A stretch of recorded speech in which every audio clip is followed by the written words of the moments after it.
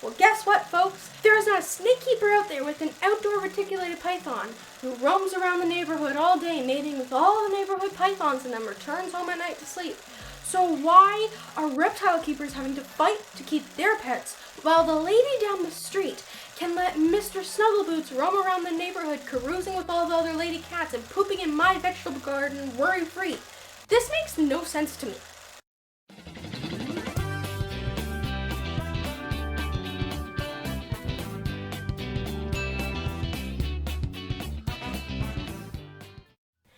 Hi friends, welcome to the All-Canadian Reptile Girl. I'm Annalise, and today will be a bit of a shift away from my usual wacky reptile educational content, but bear with me because this is important. Like many in the reptile community, I'm a little fired up. There are some reptile bans that just passed and some currently being proposed that will have widespread impacts to the reptile keepers. As of filming this, Florida is the most recent state to pass one of these bans, which will very likely destroy livelihoods of many breeders, and in some cases may even force responsible pet owners to either rehome their pets out of state or surrender them.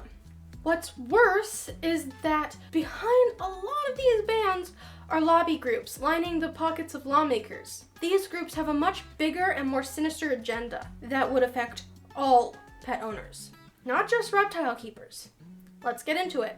Okay, I'll be talking a lot about Florida here because it is the most recent and highly relevant, and already has sparked multiple similar proposals in other states. Invasive species are a big problem.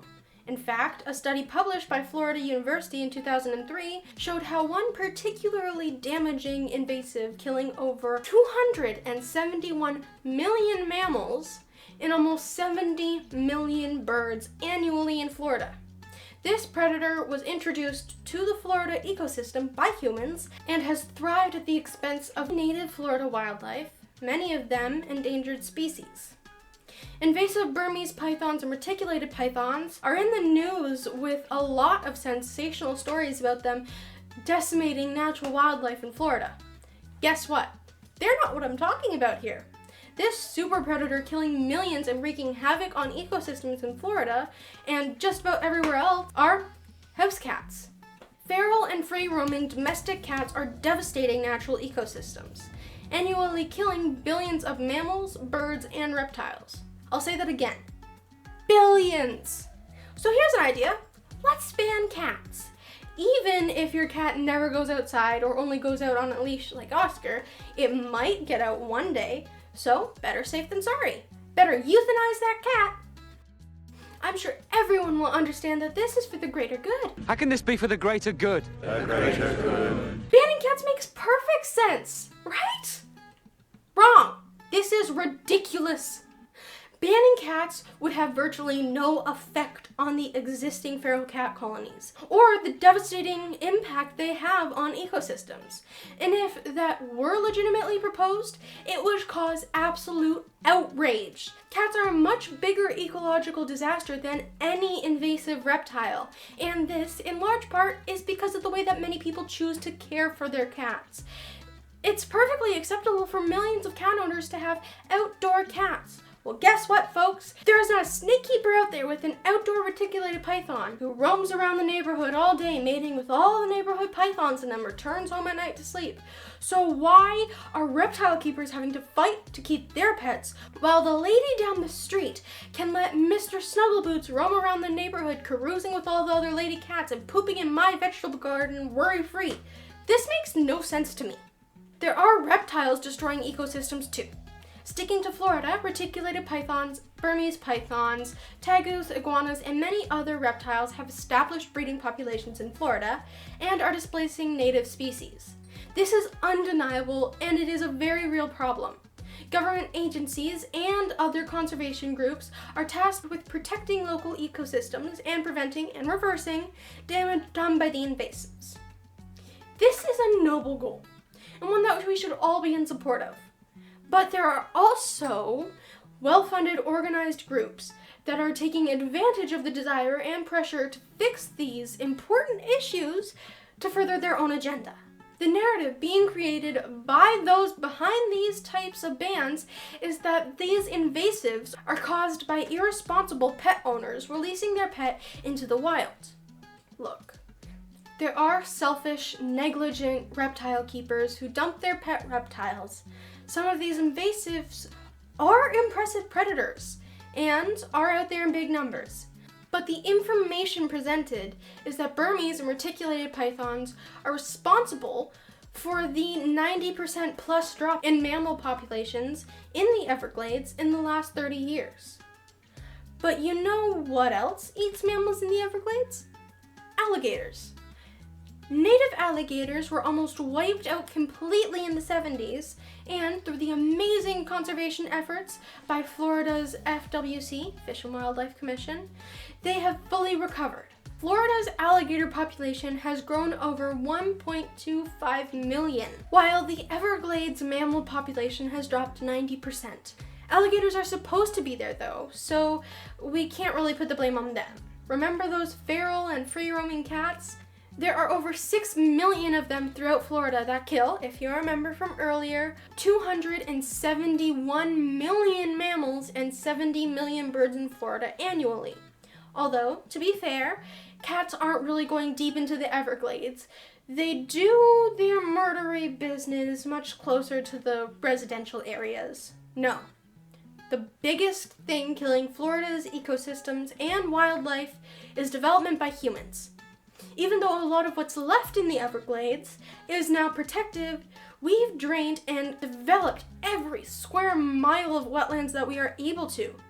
We've divided what's left of the ecosystem by putting in roads, limiting movement, and killing millions of animals in roadkill incidents. Now, before you go and accuse me of whataboutism, I'm not making a false equivalency here. The fact that alligators, cats, or people are killing wildlife does not negate the negative impact of invasive snakes. These are all big problems. Well, not the alligators. They are exactly where they're supposed to be, doing exactly what they're supposed to be doing. My point is that these bans are ignoring all of the other factors and instead are putting the blame squarely on the shoulders of giant snakes, other invasives, and their keepers. That's not okay. Green iguanas have been in Florida since the 60s. There are reports of them being there even decades before that, though. They are well documented hitching rides on sugar boats in huge numbers from the Caribbean and regularly washing ashore from their native range in storms. Their population today has virtually nothing to do with today's pet owners releasing them. When Hurricane Andrew hit Florida in 1992, it destroyed a commercial breeding facility and almost 1,000 Burmese and reticulated pythons were released into the Everglades. Genetic testing of specimens caught in the wild now shows little genetic deviation. This is not what you would see if there was a ton of new breeding stock continually being introduced into the population by pet owners regularly releasing their snake. But it does suggest they descended from a small breeding group, like the ones from the destroyed breeding facility. Yet again, the narrative is that this is all reptile keepers' fault. Now, I'm not saying that selfish, misinformed, or just plain bad keepers have not released any pet snakes into the wild. They have. Nor am I saying that these wild established populations aren't affecting the wildlife. They are. What I am saying is that there are hundreds of thousands of responsible reptile keepers, breeders, and educators in Florida. These are educated, connected, and responsible people who could have been allies in fixing the problem. Imposing a ban on them because of the actions of a handful of bad keepers is not the answer. Bad science and fear-mongering techniques aimed at reptile keepers and breeders waste time, energy, and money that should instead be directed at monitoring and controlling the wild population of invaders. By the way, punishing many for the actions of a few is called collective punishment and is considered a war crime under the Geneva Convention. Studies show pretty conclusively that reptile bans don't work. So why are they still being proposed and passed? I mentioned earlier that there were groups behind these efforts with a sinister agenda. Let's talk about them. They have done an excellent job leveraging politicians and putting out propaganda that makes banning reptiles seem like a reasonable step to the general public. I'm talking about groups like PETA and more prominently, the Humane Society of the United States, which has nothing to do with your local Humane Society, by the way. So if you are a volunteer at your local Humane Society, please keep doing that. That is awesome. The Humane Society of the US is separate. These groups are radical animal rights groups, but through calculated PR campaigns are able to appear reasonable and mainstream. If you visit their sites, you'll see a lot of information about protecting animals, preventing animal cruelty, fighting for their rights, that kind of thing. All sentiments I absolutely agree with.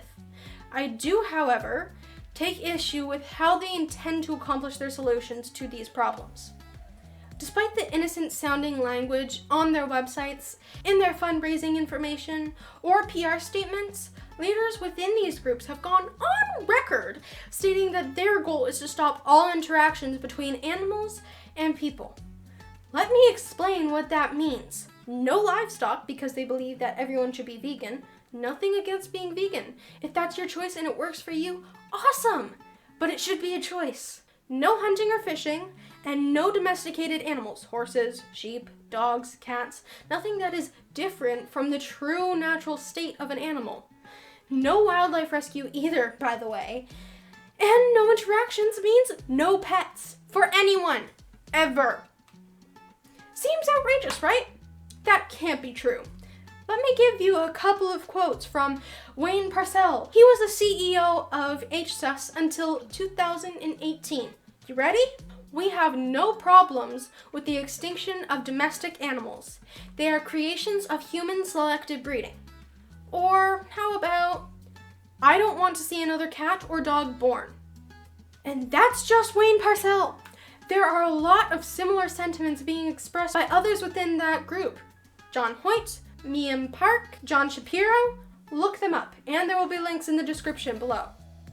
These groups get millions of dollars in donations by duping animal lovers who think that they are donating to help animals without realizing that the end goal is to take their animals away. They use those funds not to help animals, but to line their own pockets and those of the lawmakers lobbying them to author bills like the Florida ban, and the ones in Minnesota and Texas proposed just days after the Florida ban passed. Any incidental good that these groups have done for animals is a byproduct of their drive toward their true motives, stopping all communication between humans and animals. Despite my tireless efforts over the last year and a half, somehow people are still afraid of snakes and other reptiles. I see comments every day on Instagram which show that misinformation and ignorance is rampant. Suggestions that Child Protective Services should be called because a kid is handling a ball python. Those kinds of ridiculous things.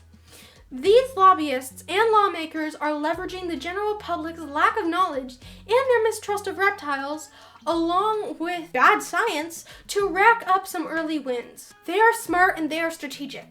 I mean, let's be honest. If they went ahead and tried to ban cats and dogs out of the gate, there would be riots. And they would be run out of town. But reptiles, who cares? Those cold-blooded, creepy critters don't deserve our attention, respect, or love, right? Listen, folks. It starts with reptiles. And from here, it is a slippery slope to all exotic pets. Birds, fish, hamsters, gerbils, ferrets, guinea pigs, bunnies, etc. Before moving on to limiting the number of cats and dogs you can have, or expanding to species-specific bans. Pit bulls? Rottweilers? Is this ringing any bells? Each step makes it easier to pass the next ban. This is the first step in normalizing the limiting or removal of our animal companions. And direct bans aren't the only trick in their book. Look at the proposed bipartisan legislation currently going on in New York that would prevent all transportation of any animal by any mail carrier provider. Think of the consequences. Pet stores not getting pets to sell, breeders can't get their animals out to private buyers. This will even affect the transportation of livestock. Oregon and Illinois both have a proposed ban to stop educational reptile shows that include any animal, reptile, or amphibian non-native to the US. I'm sorry. What? The goal here is to limit information.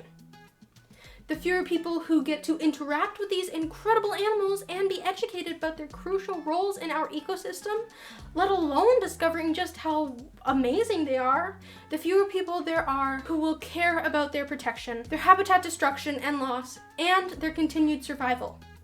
A lack of interaction and education leads to ignorance, apathy, and fear. And if you're afraid of it, you aren't going to object to a ban, are you? Working with reptiles is what I want to do with my life. This stuff affects my future, my livelihood. Each state that successfully passes a ban like this builds momentum and increases the likelihood of bans being passed in subsequent states and even here in Canada. There's an animal welfare organization that wants to ban all snakes, lizards, frogs, and parrots as pets on Prince Edward Island.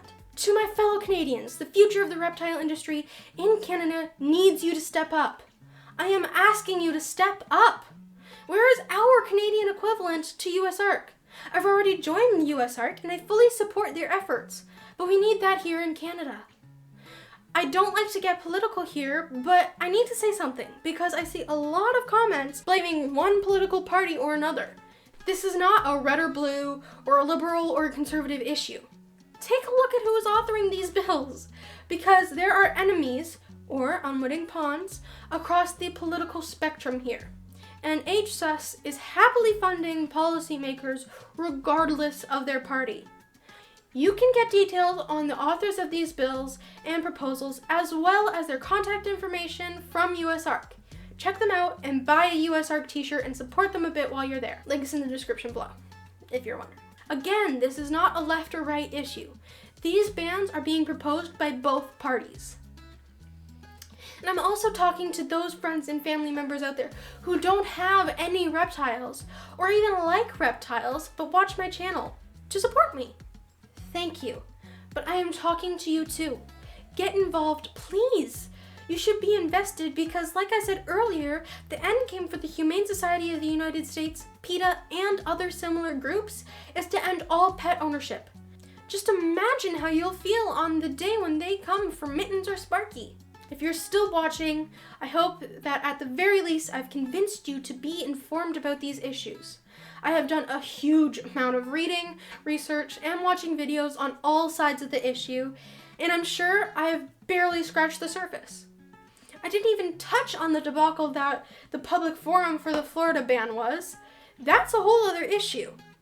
That was quite an eye-opening experience for me.